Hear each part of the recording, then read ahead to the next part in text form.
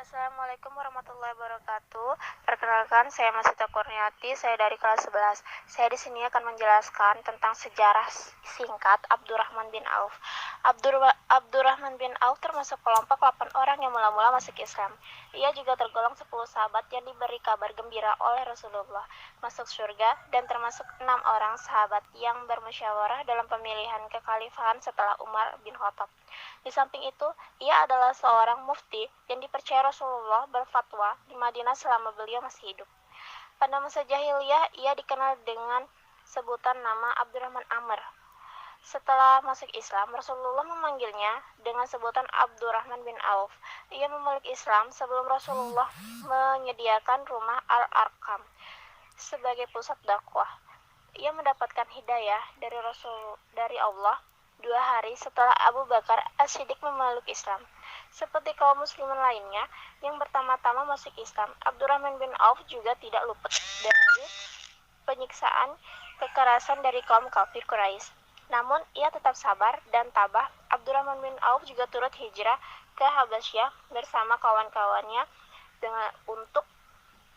untuk menyelamatkan diri dari agama dan tekanan Quraisy. Sekian dari saya. Wassalamualaikum warahmatullahi wabarakatuh.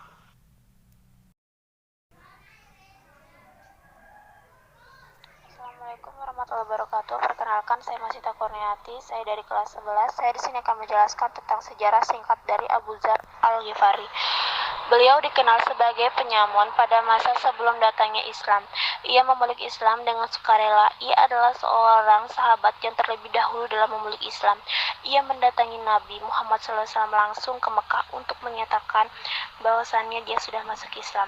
Setelah menyatakan keislamannya, ia berkeliling-liling Mekah untuk mengabarkannya bahwa ia adalah seorang muslim, hingga memicu kekhawatiran serta kemarahan kaum Quraisy dan membuatnya menjadi bulan-bulanan kaum Quraisy. Berkat pertolongan dari Abu Abbas bin Abdul Muthalib, ia selamat dari suku Quraisy. Pembebasannya setelah mereka mengetahui bahwa orang yang dipukuli berasal dari suku Ghifar.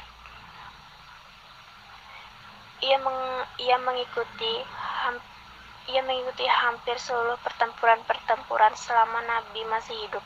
Orang-orang yang masuk Islam melalui dia adalah Ali Al-Ghifari, Anis Al-Ghifari, Ramlan Al-Ghifariyah.